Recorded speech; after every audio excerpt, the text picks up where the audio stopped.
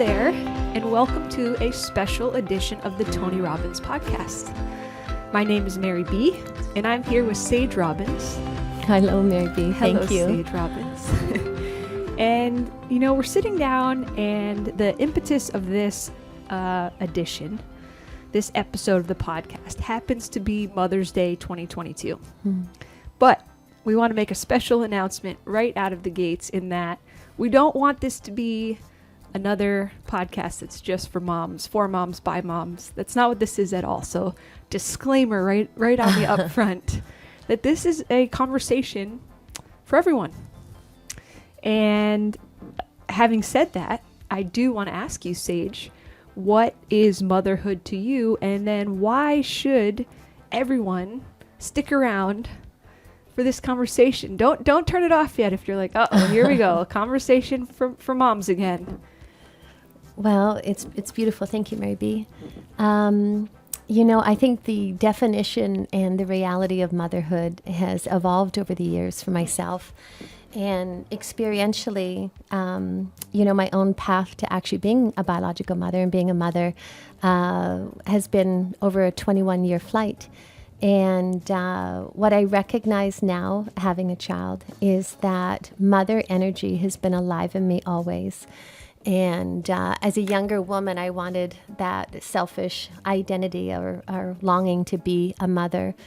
And at times when I didn't recognize the gift of mother energies were already flowing through me, I think almost like a broader view from today's standpoint, the way I perceive it is, and the way I experience it is, motherhood is really, it's sponsoring a life.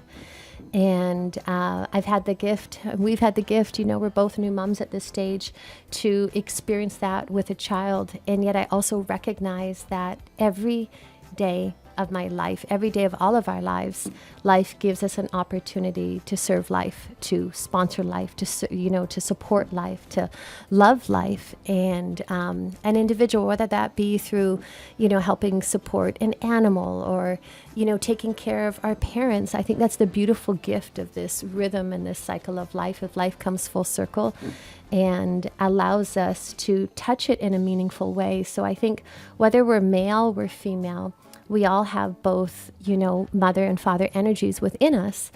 And at this stage, I think just the awareness of and the cultivation of mother energies is what really heals. If you think of every great, especially a mother who is well in mind, she has that capacity to unconditionally love, accept, allow, understand. She's compassionate even if, her beloved or her child has behavior that's maybe less desirable. There still may be consequences, but there's a universal knowing within her of knowing her beloved's essence. And I think, in the world today, somehow that's been lost, lost of the innocence that we're all here and we all meet in this, thing called Earth School. And, we're all doing the best we can, and we all miss at times, just like our children will. We can all make mistakes, but that unconditional aspect of love, it changes the world, and it changes our life by experiencing it as a mom. I mean, I don't know for yourself, but it certainly, changed mine. But it also makes me recognize that, oh my gosh, this was happening before I was ever a mother, and this is happening every day of my life when, we're able to serve those around us. Wow, Sage, that's a really beautiful notion. I love that. And there was a lot in there. So I want to follow up on a few things. Of course, the notion of unconditional love and the way it can be a balm and change our lives and our world. But the other thing that you said that I just find so interesting is that we sponsor life, that motherhood to you is sponsoring life. So again, before we lose those high-powered alpha achievers out there, if we haven't lost you yet, if you're listening to this, hear that this really truly is not just for mothers, because as you heard Sage say, you call it sponsoring life. That's not kind of specific to any gender or anything. That's a very interesting word to use. To me, the word sponsor, I want to know what that means to you, because to me, it conjures up images like in the connotation, say, for example, in the context of AA, for example, like your father, Yes. who has over 50 years of sobriety, and he is such a unique example. He sponsors so many men in the program. And so sponsorship to me is one who kind of takes responsibility to mentor, to, you called it sponsor life. I think that's a really beautiful way to say it. I think that means to me to advocate for life as a teacher, as a coach, as a chaperone, as a mentor. I just want to put other words to it. So if Yes, we of lose you at course. mother, what else, what else does that mean, a sponsor of life? Well, I think, generally it's like we offer our life in service to another. So whether it's, it expresses in so many different forms.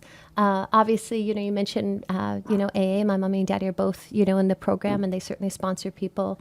There's opportunities for us to offer our life in a meaningful way, to offer our time. Sometimes it's not even being a teacher or a mentor.